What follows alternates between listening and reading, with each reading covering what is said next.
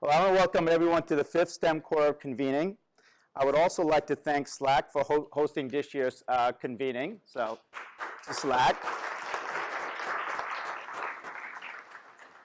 I'm Kaz Pereira, co-director of Growth Sector. As most of you know, Growth Sector helped design, develop, and implement the STEM Core initiative over the last 8 years and is currently serving as the backbone organization for the expansion of the STEM Core program around the country, supported by the National Science Foundation through the NSF Includes Alliance grant.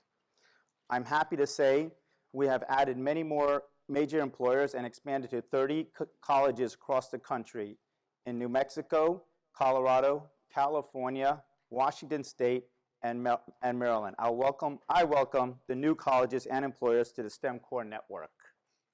And here, as you can see, these are the list of all of our colleges and employers.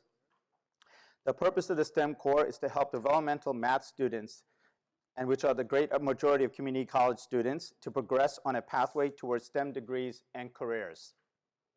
Since its inception, the STEM Core network has served over 1,000 students, with 200 plus students have entered into paid internships, with many achieving AS degrees and full-time employment.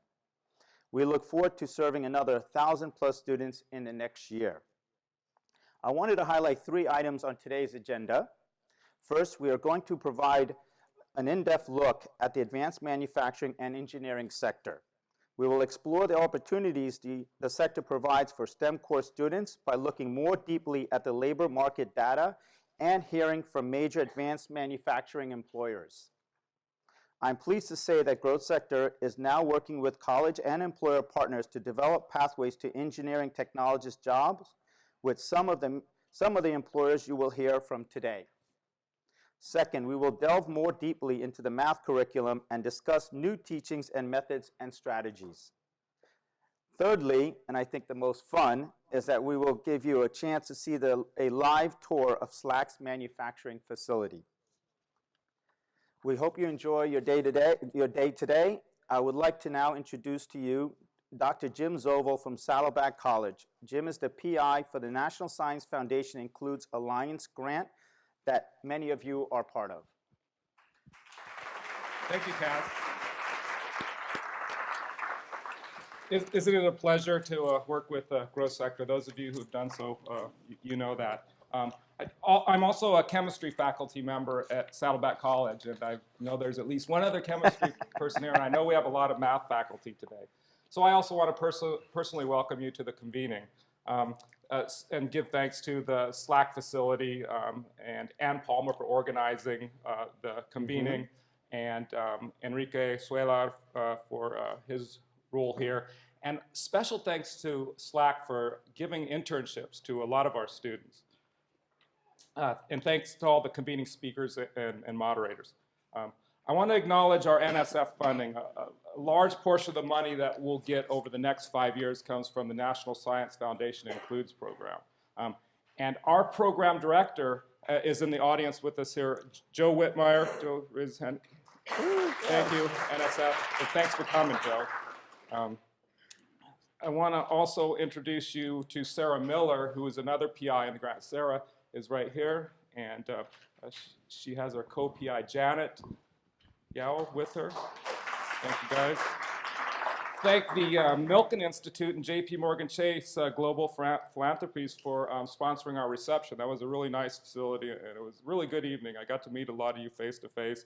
I've spoken with you on the phone. It was nice meeting with you face-to-face.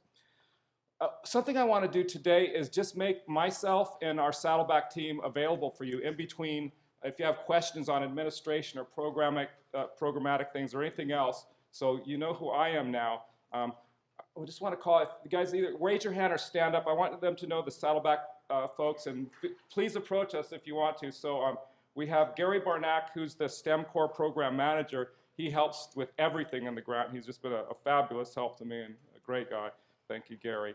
We have, thank you. Roxanne Metz from Saddleback College. She's the Director of Fiscal and Contract Services. Roxanne. And her and her all-star team is with her, Kathy Arguin.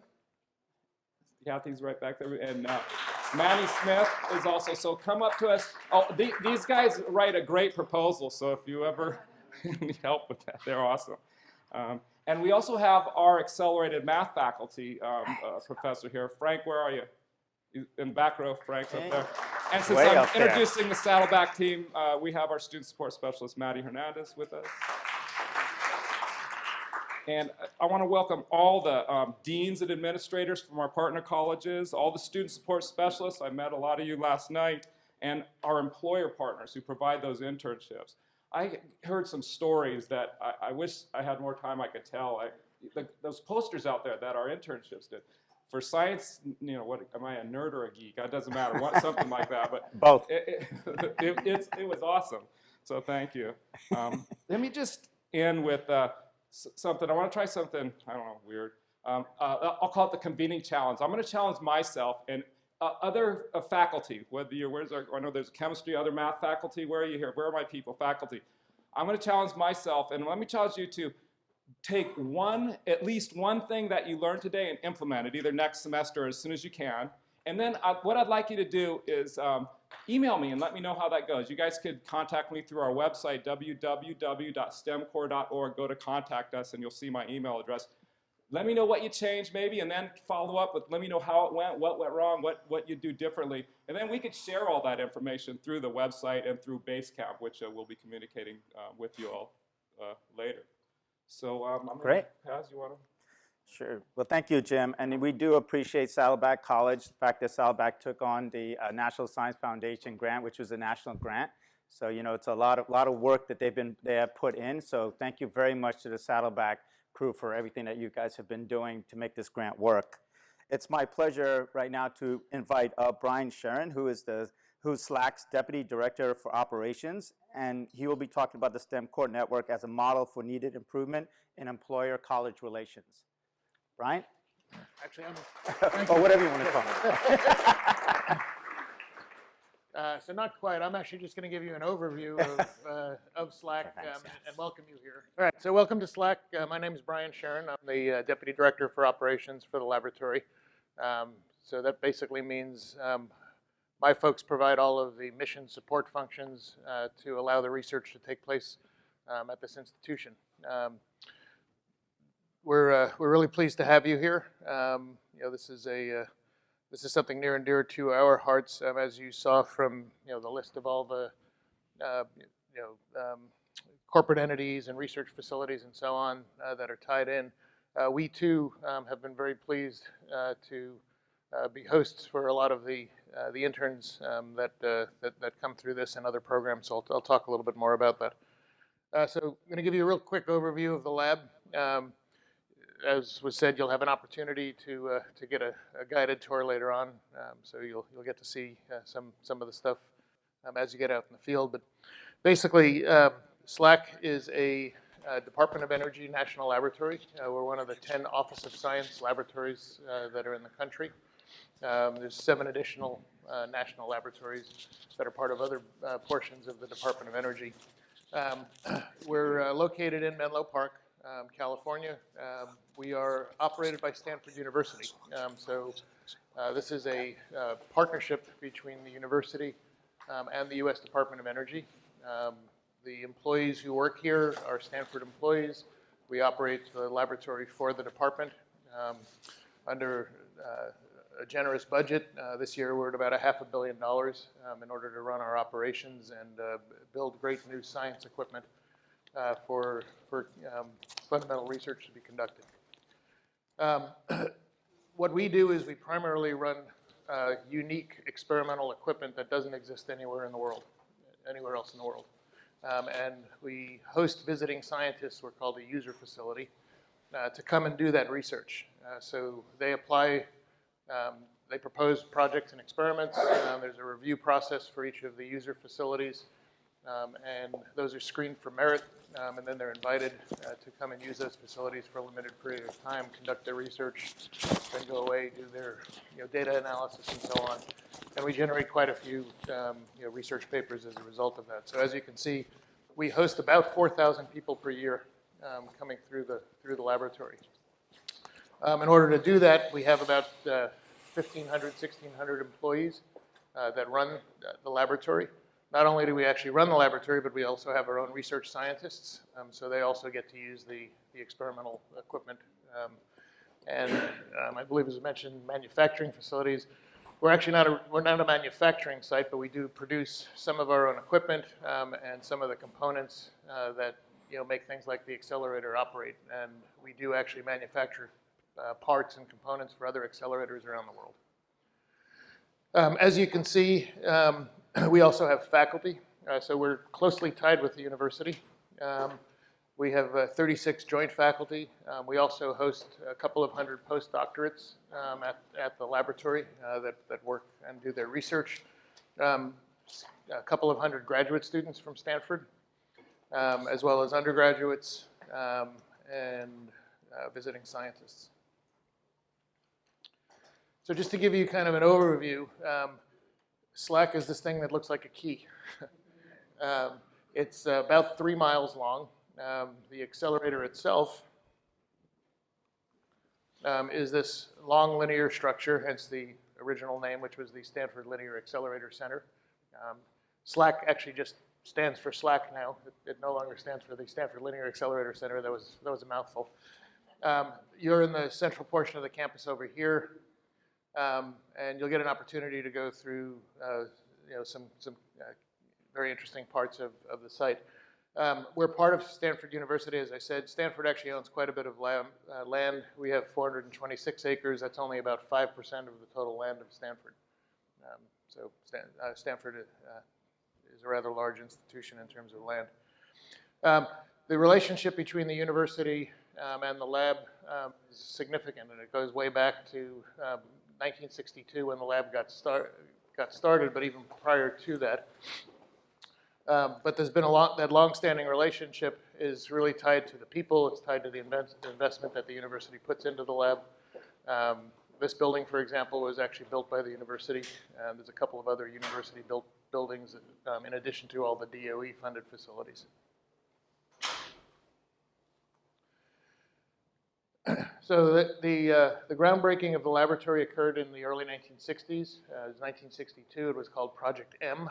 M stood for Monster. It was the largest science project other than the Manhattan Project up until that time.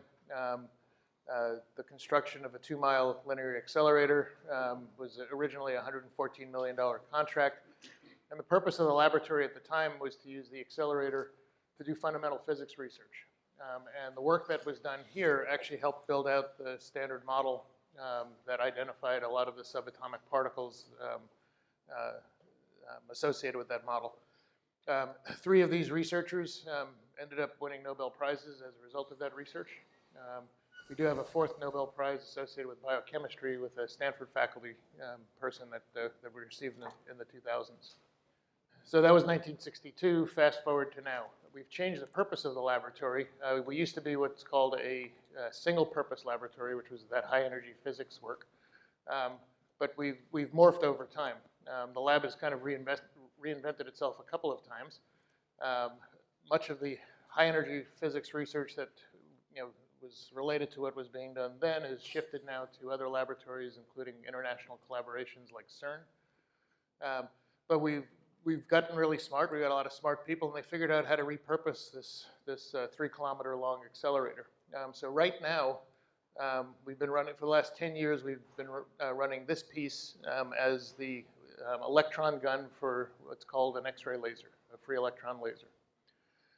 That laser, up until recently, was the most powerful X-ray laser in the world. Germany brought theirs online about 2 years ago.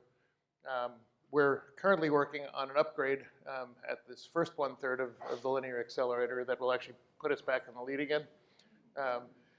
It's competition.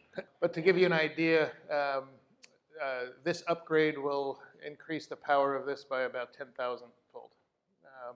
Now, what we do with this X-ray laser is we're able to conduct chemistry, material science, biology, energy research, and environmental science research by using this X-ray laser to capture images of molecular activities in real time.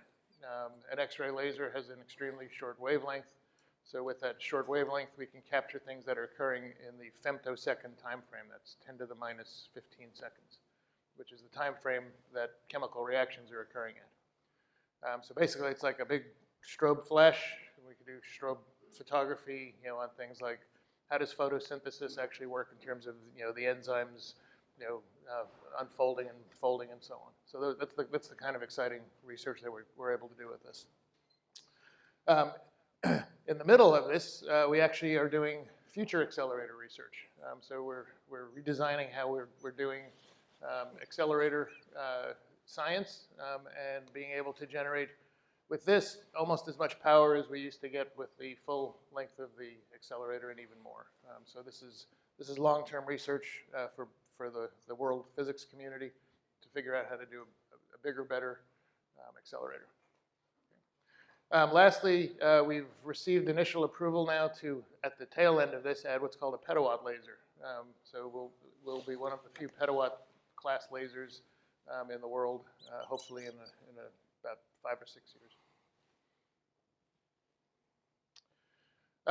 The other thing that we've been able to do is the science and the technology that we developed for doing the detectors for capturing this kind of information, we're actually able to do on a larger scale. So that kind of technology went into, for example, building the detector for the Fermi Gamma Ray Space Telescope, which has been orbiting for 11 years now, actually, and mapping the sky. We're also building the camera for the Large Synoptic Survey Telescope, LSST, which is under construction in Chile. This camera that we're constructing is actually the largest digital camera in the world, and that's well on its way to completion. Will be done in 2021, and this will become operational. Similarly, we were able to take our detectors and put them into underground detection areas for detecting neutrinos. This one's going to go in a deep mine in Ontario, in Canada. So basically, if you look at it, we're looking at the infinitely small at one end to the infinitely large universe at the other to help answer questions about how do we detect dark energy, detect dark matter, those types of things. And as I said, we are really proud to be participating in these internship programs. One of the key things that we're really focusing on as part of this is how to improve our diversity and inclusion pipeline. It's kind of a sad state when we take a look at our current population of researchers, and only 25% of them are women, for example. But we've been making great strides in recent years with new hires, so we're slowly increasing that. But to give you an idea, this is this pie chart shows in 2018 we had 30 four-year university undergraduates working as part of our internship program through something called the Science Undergrad Lab Internship, which is a DOE-sponsored activity, as well as community college internships. And we also hosted about 24 community college interns locally this past year, and looking forward to doing more of that this year. It's a great thing not only for the students but also for the institution because we're trying to feed the pipeline of people coming here to do work as well, and it makes the lab a much better place. I'd like to now introduce Rob Sense. He's Chief Information Officer with EMSI. We were fortunate last night to attend a dinner that was hosted by the Milken Institute. And so we had a privilege of hearing Rob last night and get an inside look, him talking about the demand in the manufacturing, the advanced manufacturing. And we were very impressed by his research. So here's Rob. Thank you. I'll be here. You mean at this conference? You hear me okay? Very cool. All right, yeah, Rob Sense. I'm from a company called MZ. We do labor market analytics and research, largely for higher education, but also increasingly for the talent market, people analytics, and also local governments and cities. It's a pleasure to be here. I come from the north, where we have 2 feet of snow on the ground, so it's actually pretty nice to be here with you without the snow. Our company was founded by 2 economists at the respective land-grant universities of Washington State University and University of Idaho about 20 years ago. We got started looking at the impact of education on economies, and over time, we've gotten way more involved with how to optimize economic ecosystems using data. So I'll talk to you a little bit about that. The big thing that I'm going to present on is the skills clusters that are driving manufacturing today and the implications of that in education and then for companies trying to find talent. It's also fun to be here. I get to present and work with community colleges and businesses and universities quite a bit. Thank you to Anne for involving me. As part of Stanford, I also work closely with the Aspen Fellowship for basically training presidents and leadership to look at these types of issues. So it's a pleasure to be here, as always. Also, I hail originally from Maryland, and so it's always fun. I grew up in Annapolis.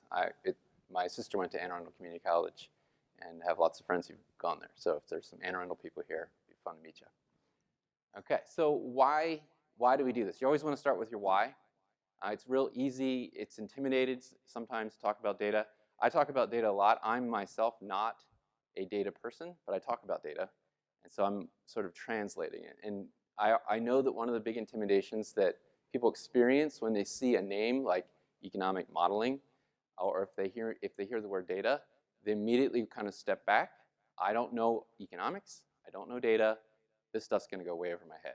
So what I want to do is contextualize it and help you think about it in the right way. And the way we would think about it is like this. Everybody is looking for work. Something good to do. Something full of purpose. Something where they can earn a good living, support their family, and so on. And work is looking for people. Right? We hear this over and over. Especially as we think about manufacturing today, this is a big problem. It's sort of your labor market eHarmony problem, right? And with so many people looking for work, and with so much work looking for people, why in the world isn't it easier for them to connect? Right? It's sort of a mystery. It sort of baffles all of us. In the US, to make it a little bit more complicated, you typically have to find your way to work through some sort of education, right? So we have these ecosystems interacting. And when I look at these ecosystems, they're largely 3 different planets. So a lot of times we compare this type of thing to an Amazon or a ride-sharing type thing. I want to go from point to point, so why can't we just make that easier? Well, when you're doing something like, even if it's eHarmony or Uber or Amazon, you're going point to point on a single plane. In this case, those are 3 different planets: a family ecosystem, a work ecosystem, and an education ecosystem. They're very different. They speak differently, they behave differently, and aligning them is quite difficult. And I think that's where a lot of us sit, is at those alignment points. It's not easy. And to make it even more complicated, it all happens in the context of a place. And many of the places that we deal with in the US are quite large. The example I like to give usually is if you're doing this in a place like New York City, your economy is bigger than Canada. So economically, and then you multiply that, right? Washington, D.C., Palo Alto, San Jose, so on. Very, very big economy. Our cities are as big as countries. So this makes the work hard, but well worth it. And ultimately, this is a supply and demand issue, right? And so whenever you hear the word supply and demand issue, well, then you should go back and think about, all right, what are the inputs? What are the inputs? What are the outputs? What data can we use to optimize this experience? Does that make sense? Okay, so keeping that in mind, what's interesting about people is they create information. They create resumes and profiles, because when they look for work, or when they have work, many of us have LinkedIn profiles. We'll post on Facebook our job. We'll put out resumes and list things like where we went to school and what work we have. Businesses do the same thing. Businesses create postings, and they tell you what they're looking for. They tell you when they're looking for it, what kind of skills, qualifications, and so on. And these aren't perfect things, right? But data is not perfect. These help us understand these big things better. And educators put out curriculum. They tell you learning outcomes. They tell you when the program's offered. They tell you what's contained in it. And then one of the big benefits of doing development work here in the United States is the government collects a lot of data and makes it publicly available. And here we can understand industries. We can understand the shape and trajectory of economies. So those circles, the reason I showed them is that's actually where we get data. And with it, we can begin to understand big, hard to understand things in easier ways. Okay, so this is just here's the what of it. People are the kind of supply, employers the demand, and then we have education and training ecosystems. And then way out there, we can understand the labor market at scale. And that's not just understanding, it means compensation, demographics. Do we have an aging workforce? How much are they paying? What's the growth been like? Region by region, growth can be very, very different. So what do we need to focus on? Okay, so a big thing too that before I get into the data itself, I feel like whenever I talk about this kind of stuff, one of the big questions I get is how in the world do we apply this in our institution? How do we put this into practice? And so this is just a way of thinking and framing data for your organization before we get into it. These are the top things I see people do. The first is understanding economic context. What direction is our economy headed? Some of you will have to address this more immediately and with a higher rate of intensity than others, largely because of what's going on with your industries, right? And you need to know that before you build a response. So just knowing what's going on. So that's the first step, is to understand. After you understand something, it all pitches into to do. What are we gonna do? A lot of this starts with actually building programs that are relevant and valued. The top issue I think educators face today is helping their institution stay relevant and valued in their community, right? Things are moving quick. Our organization is not perceived as being relevant in this discussion. We're not even part of it. Students don't think we're relevant. Parents don't think we're relevant. Employers don't think we're relevant, right? And so the data helps us stay on top of it and then come back and say, no, this is why we have relevant and valued education. Then what we have to do, and we see this a lot, you really do need to engage the employer community. Data tells you things. Here's what we think the growth is. Here's what we think the skills are. Here's where we think the demand is. Now what do you need to do? Go validate it. Talk to an employer. I can guarantee you, if you take this data and sit down with Lawrence Livermore or Northrop and say, this is what we're seeing, can you respond to this? That conversation is going to be way different than if you just say, hey, what do you guys need? Right? The first question they'll probably give you is, where'd you get that? You know? So this helps, and I have a lot of examples of how colleges are doing this, and it's really impressive. The third thing here in our action steps is obviously the students. It's probably the most important one, but you got to do the other things first. You have to engage students. And when I think about student engagement today, it isn't just like a flat generic students. It's you've got high school students coming towards you. That's a future student. And they will often go, I don't think that school's the right school. Well, why do they think that? Well, maybe somebody told them that. You know, we don't know why that came, but you need to be able to address them and their parents. You have current students who may or may not be enamored of your education and might be thinking of dropping out, stopping out. So you got to keep the current ones engaged. And increasingly what we're seeing happen is you got to go back and get your past students re-engaged. Certainly as our demographics shift against us and we see a declining birth rates, we're seeing a lot of colleges really fearful of what's coming over the next 5 to 10 years from the local high schools. You're going to have to go back to those adults who've already come through and re-engage them because a lot of them need retraining. So that's really interesting dynamic there. There's a lot to discuss there. And the final thing, again, relevancy and value, is what did you do with the resources you were given? Outcomes and impact. What are your labor market outcomes and what impact have they had on your community? So that's just a framing. This is the way that I would think about data and apply data in your organization. Okay, so let's talk about the data. I'm really here to talk about manufacturing and what it looks like today. So let's just start by looking at manufacturing here in California.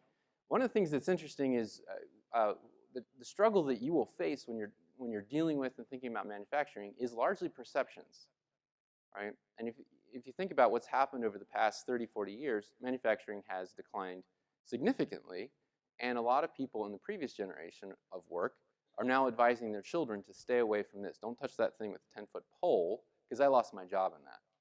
You need to go do something different. But what people don't realize is in the United States, over 1 million jobs have been added in manufacturing since the recession. Now, we're not going to go back to 25 million, largely because it looks more like an IT industry versus just what it was before. But 1 million jobs is significant. In California, we've seen about 73,000 jobs, 72,000 jobs added back into the economy since the recession. And that's not even factoring in the churn underneath, all the turnover inside of it, retirements. So those are just new jobs. The thing that's interesting here is 50% of that workforce is above the age of 45. So again, we all know this. That's actually going to be a bigger issue. So there's growth, but then there's the retirement and churn underneath of the growth. Here in California, this is sort of what the demographics look like, 37 and 37, white and Hispanic, and Asian is about 20%. So this is the demographics in the workforce today, and it's just coming from the labor market data. Now if we switch our perspective a little bit and just look at the posting behavior, so the first set was just that's the government data. It's kind of what we're collecting from the government sources. Now this is the employers. And today what we're seeing is, what I looked at was the past quarter. There's 228,000 unique job postings for manufacturing in California. That doesn't mean they're going to fill and hire every single one of those, but that shows you a lot of demand in the industry. That's what this number is referring to is we believe for every one unique opportunity, they're advertising about 5 times. So that's a posting intensity a little above average for California. It just tells us that there's actual real demand there. We don't think that they're actually going to hire that many people, but we think that there's some pent-up desire and demand in that number. It's taking about 38 days to fill those positions right now. Does that make sense? Okay. This is generally where the postings are happening. Nice mix between the north and south. A lot of my analysis will actually break out the north and south, so it's good to see that there's actually quite a bit of demand in both places. Massive economy, massive metro areas. What's interesting here, this is just posting activity from about September of 2016. If you see that okay, I'll get out of the way, till now. And really what we're seeing is a doubling of activity, basically going from 55,000 up to about 110,000 postings, and this is on a monthly time frame. So the numbers are quite up. This is who's driving it. So Northrop, our friends are here. Northrop's really the primary driver of those postings, followed by Apple, Lockheed, and so on. Now, it's interesting because, when we talk about manufacturing, again, a lot of times we have, you say that word, and there's a feeling that it connotates to a lot of people. You look at, these are highly respected, highly innovative, massive, really fascinating companies.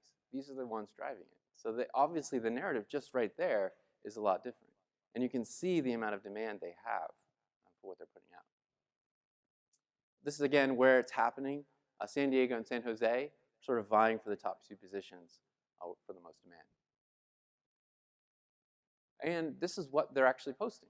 And what's fascinating to me, and this is what I'm going to spend most of the time talking about, is if you look at what this is, California has a huge amount of specialization around product design. A lot of it is in that area. And then you see a ton of quality assurance, a ton of work to make sure things are being done well. And this is really interesting to me. I'm not going to dwell too much on the titles themselves, but I think it's helpful to see generally what they're asking for. Instead of relying on the titles, what I want to do is look at the skills and the shape of these jobs to help you better understand how you can approach it. Okay, so skills clusters. The way that I don't think the titles and the occupation codes in and of themselves are useless, but they are very hard when I'm trying to talk to, if you're trying to talk to an employer and if you're trying to build curriculum. Does that make sense? Right? If you just say a machinist is in demand, or if you say you need some sort of engineer, that could be very different based on what company you're talking to. So what we need to do is go down a level and better understand what they're actually talking about. And what we're going to do here is look at the skills in really emanating from the production environment. When you talk about a manufacturing company, they do a lot more than just obviously production, but I want to home in on the production aspect.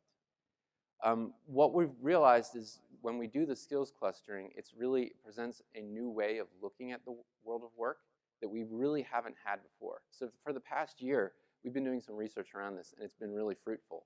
I'm excited to share this.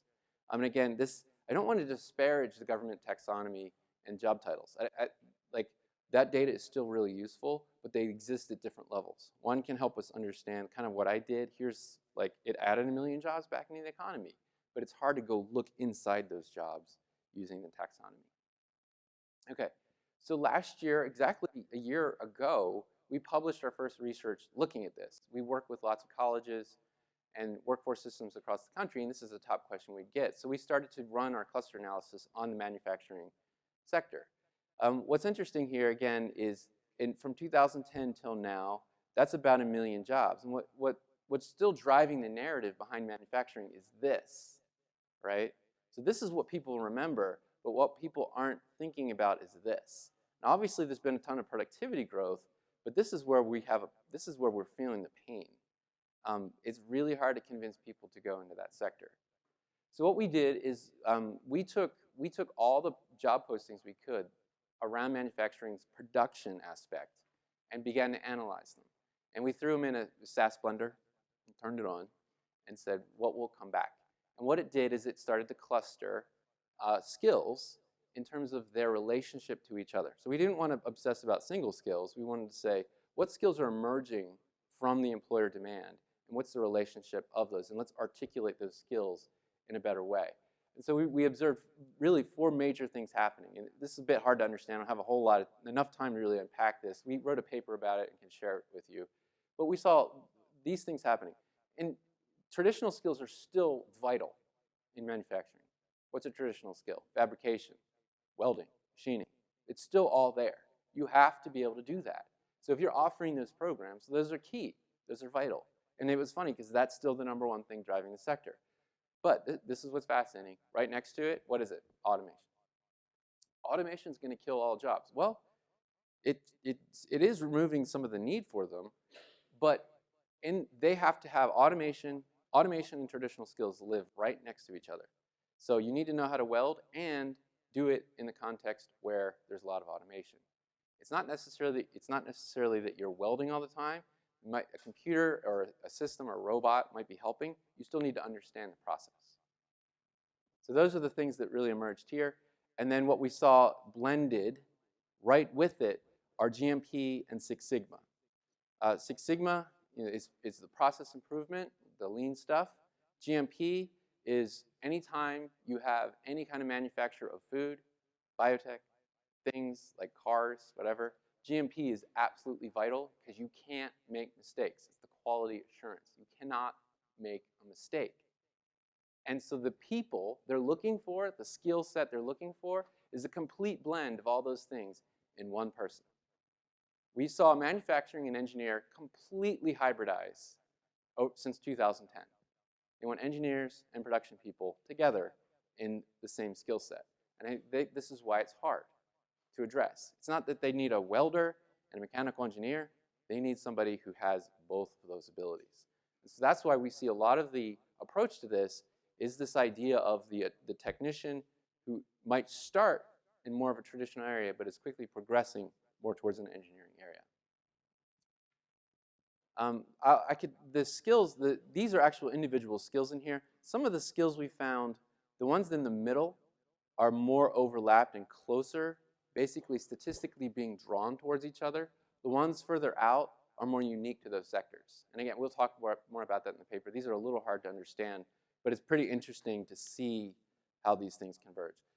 If we look at California, so that was the national cluster, we shifted our focus just to California, and what we saw emerge was a lot more specialization in manufacturing just for the state. And again, that shouldn't be a surprise because we know California is a pretty advanced state. There's a lot of innovation in the state. And the most important sector in the state was a sector we call vehicles. We think vehicles, most of us probably think car. But what we observed was a lot of the same skill sets and need in car was also the same in airplane, in rocket, in boat. So these are the manufacture of things that move. After that, industrial design was the second most important cluster. Industrial design is really product design. It's the engineering and it's all the effort and work that goes into the shaping and design of products. And then you never can escape these two, GMP and Six Sigma, always together. So that's your California cluster. So what I want to do is also, and I want to talk about the difference between the North and the South. But what's also key to mention, this might be a little hard to read, but you can't ever get away from the need for human skills. It's common in everything, especially technical jobs. Employers mention welding and quality assurance and continuous process improvement and the ability to write and present. And so these are the top human skills we see coming out of manufacturing postings.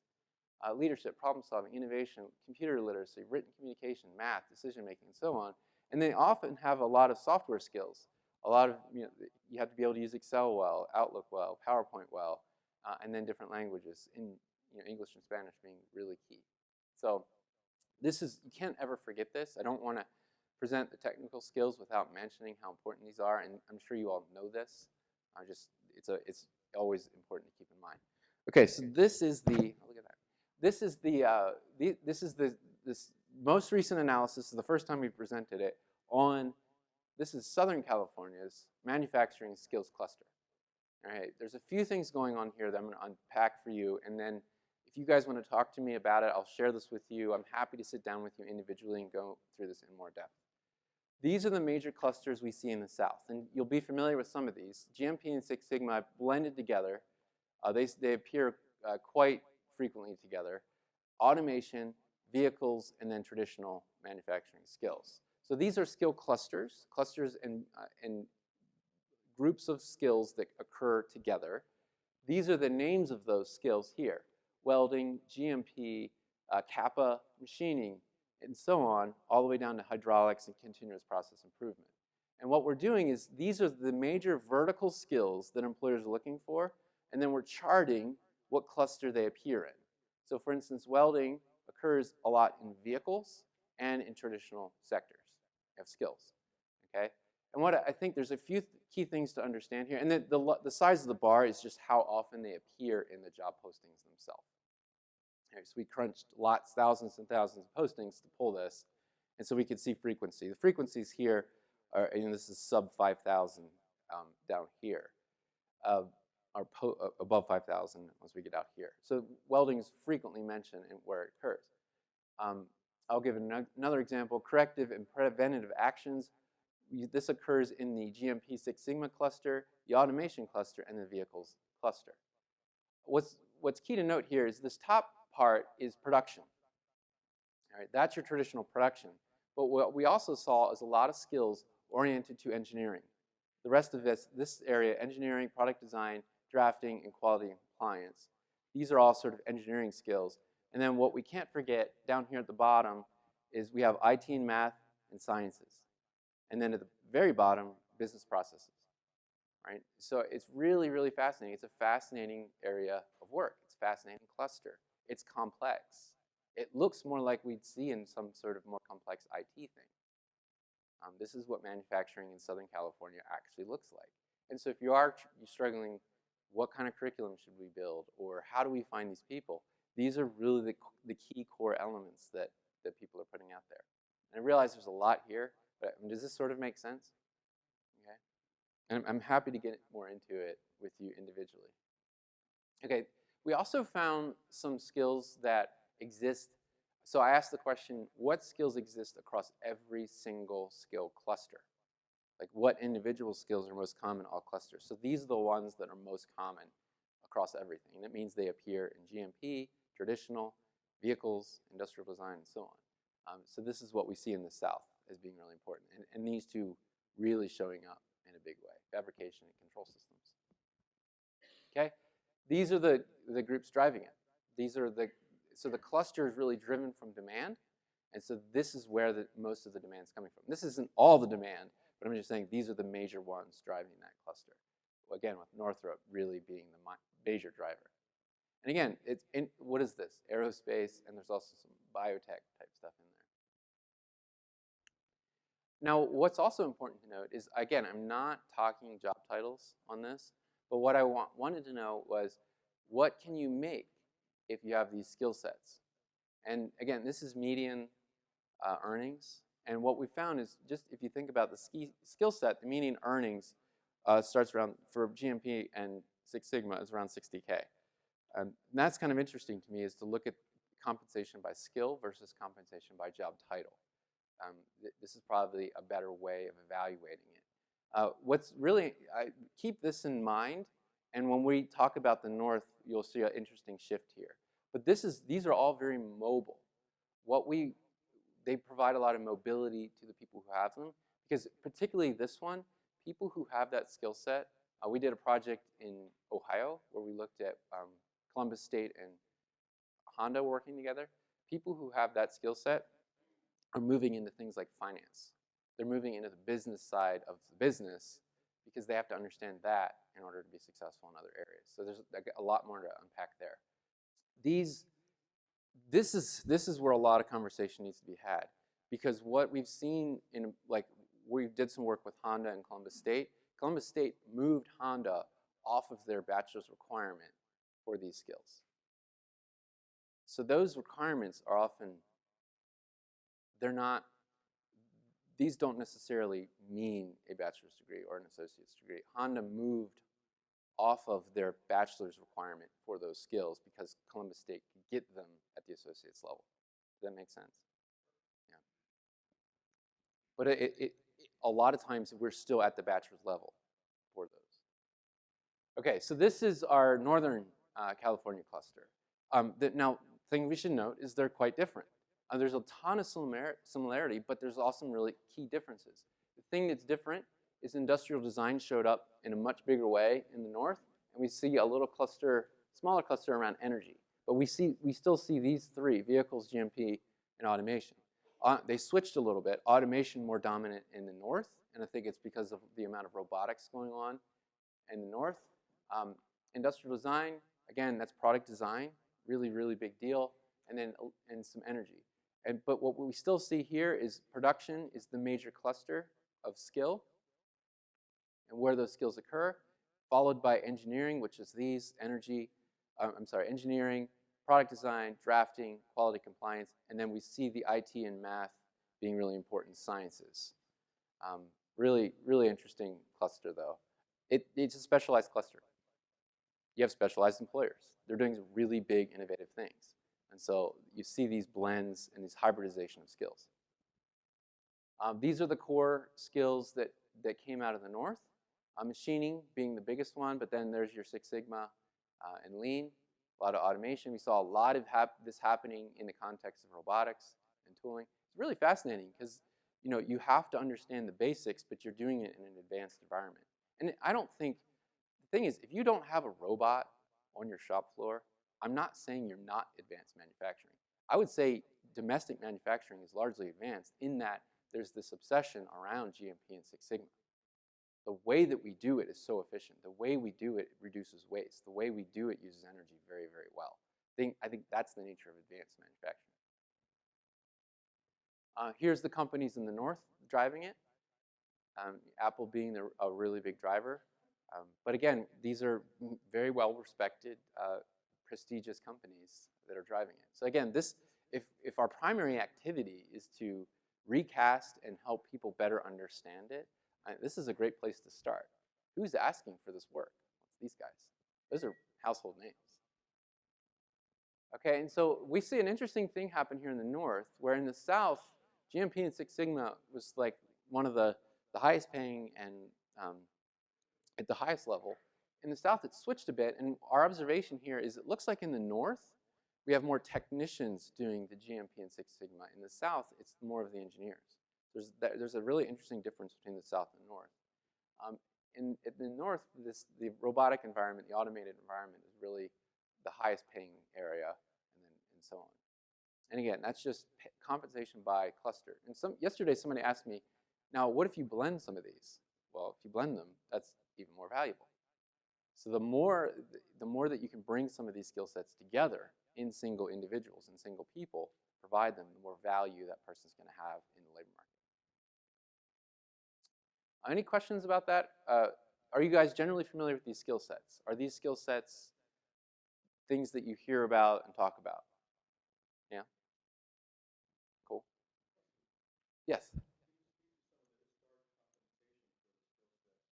Yeah. Yeah, so I presented a real basic, the question was, can we look at historic context and growth in that over time? We can do that. Looking at growth in wages over time is trickier because a lot more modeling needs to go into it. But what we're essentially saying is the employers are willing, basically the way to think about compensation is this. Compensation is the point at which supply and demand meet. That's all compensation is. This is what the market is bearing for that skill. This is what people are willing to pay for it. And that will shift and change. And so if you've let's say all of a sudden you oversupply the market in a skill, what's going to happen to the value of that skill? It's going to go down. What if you undersupply it, what's going to happen? It's got to go up. And this is the sticky wage issue that we have in the economy. Why haven't wages gone up more than they have since the recession, right? If employers are telling us they need more people, why aren't they paying more? It's a sticky wage issue. So wages are a really tricky subject, but it's a really good one to study because it helps you understand where that supply and demand is meeting. If they really need it that bad, they're going to start paying more for it.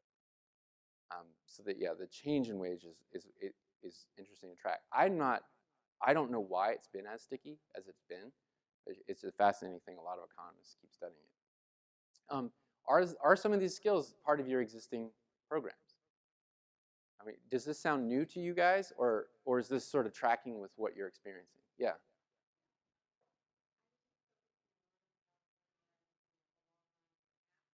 Yeah.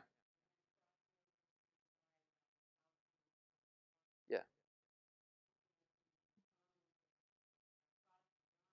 Mm-hmm.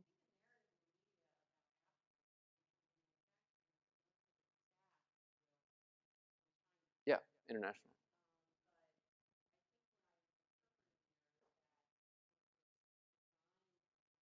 Yep.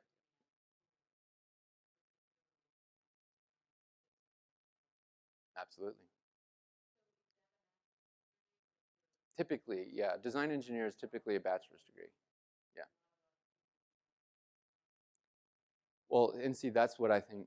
That's what the work is, because colleges. I've seen colleges shift that mentality, right? And so, if they're being too constrained, if they're just saying it has to be a bachelor's degree, and you guys are saying I can actually deliver it to you at an associate's level or certificate level, that's the conversation, right? Because the bachelor's degree or the associate, it's not a fixed position. You can have those skills, you can have those types of people. They don't have to have what you're looking for, like in terms of a degree. So I think that's the thing we have to talk about. Honda, it took Honda 7 years to change their mind, but Columbus State did it, and it's a really fascinating story. And Honda's happy about it. So when they first launched their program, they launched it in front of 7 parents at a high school, like 7 years ago. When they go out and give their talk now, this is the head of recruiting for Honda North America. It's the same issue. 1,000 people show up in Columbus to hear that talk. Now they've changed the perception of the community back to it. Oh, this is good. This is good. This is good work. Right? Yeah.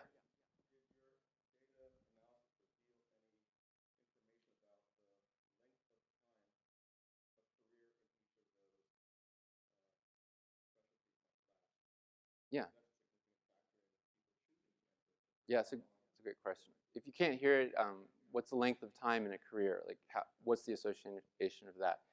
In our larger manufacturing paper, we actually looked at sort of the idea of a first, second, and third job. And what's fascinating about especially Six Sigma and GMP, but I would say all of them, is they are highly transferable. So people who get that skill, so if you get that skill for an employer and start on the floor, shop floor, or doing something, you're moving probably first into some sort of management position. And then you're moving into other parts of the business. So one of the things we saw with Honda is they were taking those Six Sigma, basically it was electromechanical engineering technologist, associates level, and now they have some of those students in finance at Honda. Because they understood the production environment, they have to. And now they're using that same skill set in other areas of the company. So there's a lot of mobility. We saw a ton of mobility in those skill sets. And that's key. That's a great question. It's key for students to understand. It's key for you to understand as you build those types of programs. The mobility is quite large. Yeah. Yeah, I think you, right there.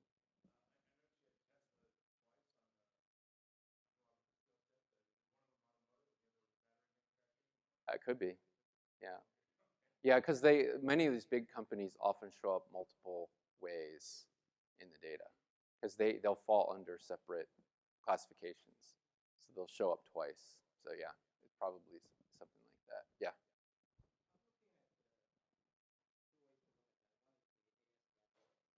Yeah.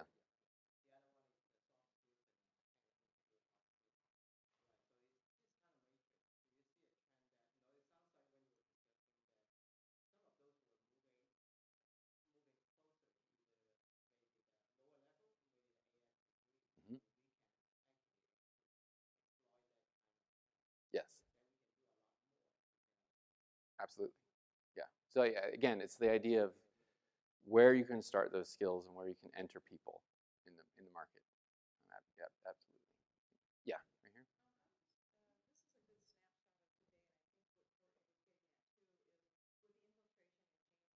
Yeah.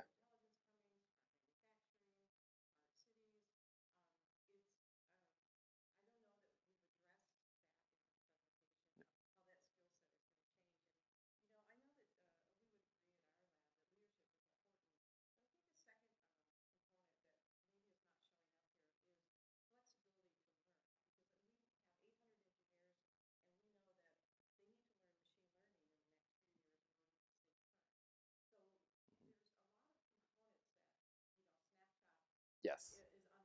Absolutely. Yeah. Yeah. Does everybody hear that? Right. So it's a great point. So the idea of what I have here is a snapshot. Uh, so we did another research paper last third and fourth quarter of last year, and it sort of addressed that issue, the idea of continuous learning and the idea of what the importance of the general, basically a foundational skill, the liberal arts skills, the humanities skills. We see a lot of basically adaptation from those areas. So I think the key thing that I would note on that one is and employers will often, you are one, what we see there is they often look for those core fundamental skills because you're quicker to learn.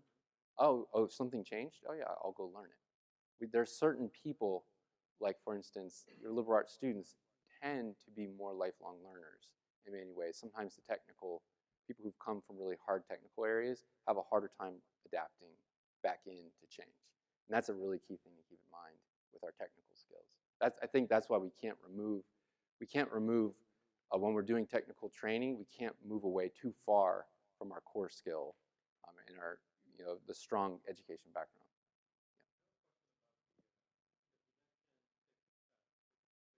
Yep.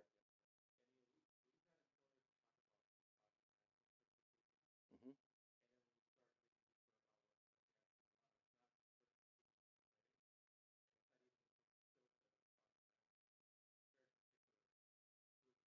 Yes.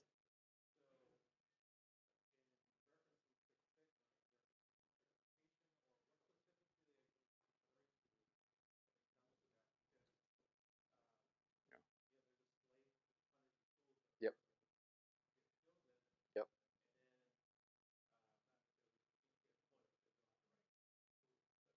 Yeah. Yep. That's a great question. So, question basically is when I say Six Sigma, what am I talking about? Um, so what I'm doing is this is large scale analysis, and what I'm doing is saying this is how much that term shows up. And so what we would need to do is actually sit down with that company, sit down with Dave, and talk to him about it. I'm seeing this coming from you. Help me better understand what it is. That's where we have to validate data. But I'm telling you, this is important. Now we need to go dig in and actually figure out what it means. So that data itself is not a replacement for talking to somebody, but it points you at what seems to be most important to them and helps them better flesh it out. Let me, I need to finish up, and then we'll have a little time for questions. And then I think at 10:30 we're going to break for about, about 20 minutes. At 10:30 we'll break for 20 minutes. So I'm happy to stick around and just keep talking about this. And again, if we don't have enough time today, give me your card and I'll just go through it with you. All right, so there we go. Look, how are you collecting employer feedback? So that goes right to that point. if you have this type of analysis, this is an amazing thing to talk to an employer about and to better figure it out, because that's ultimately what you're going to have to do. And you might talk to 30 employers and really go, oh, they mean this, and they mean this, and they mean this, and let's pull that all together and try to address every one of those. How are we collaborating to tweak and move these skills forward? How are we communicating this to students? And so those are the key things. I'll leave this with you, but these are the key things to think about when you see this type of data. Real quick, I want to talk a little bit more specifically about Lawrence Livermore and some of the observations we're making there. Here's what they're looking like today. You see about 1,000 postings, unique postings in the fourth quarter of last year till now, a 5-to-1 intensity, and about 33 days of activity on those, and many of them are Alameda County here. But you see an interesting spread across the state. Again, this is actually where they occur, about a 5-to-1 ratio. And this is really what they're looking for. Now, this is what they're looking for across their company. And it is pretty fascinating. The research fellow, a 10-to-1 intensity. But you see a huge amount of diversity here. You have your technologists, your research fellows, mechanical engineers, physicists, and everything. Now, again, don't get too hung up on the actual titles, but you can see the diversity of what they're looking for. And a lot of times you ask me, what level are they at? Well, there's a lot of levels here, a lot of different levels. It's interesting, we saw kind of a peak here and a fall off, but then it's climbed right back up until now. So, you know, again, this is we see this a lot, but this is a trend we have been seeing, and Jane just reminded me our numbers, job report just came out, and our numbers are down, so it'll be interesting to see how this changes going forward. This is what I pulled their skills, and what I have here is their technical skills, and what I have here is their common skills or human skills. What's interesting, again, here's the thing to note, and this kind of goes to the adaptability issue. If you look at frequency, look at this. 60%, over 60% of all their postings mention investigation, over 40% written communication, management, operations, communication, and so on. These are massively important. I'm not saying these are less important, but it's just funny how common these show up in technical postings. These are the big technical needs they have. This is looking at their engineering techs now. I just took that one out and looked at it. So these are the major hard skills that they're looking for here, and the percentage they occur in the postings. And then, again, here's their common skills or soft skills. So they occur right with each other. So again, if you're thinking about program design in this area, it's really helpful, more granular data to help inform that process. But again, it's key to talk to that employer before you apply this. I got a few more minutes. We have about 5 minutes until break. I'm happy to answer a few more questions.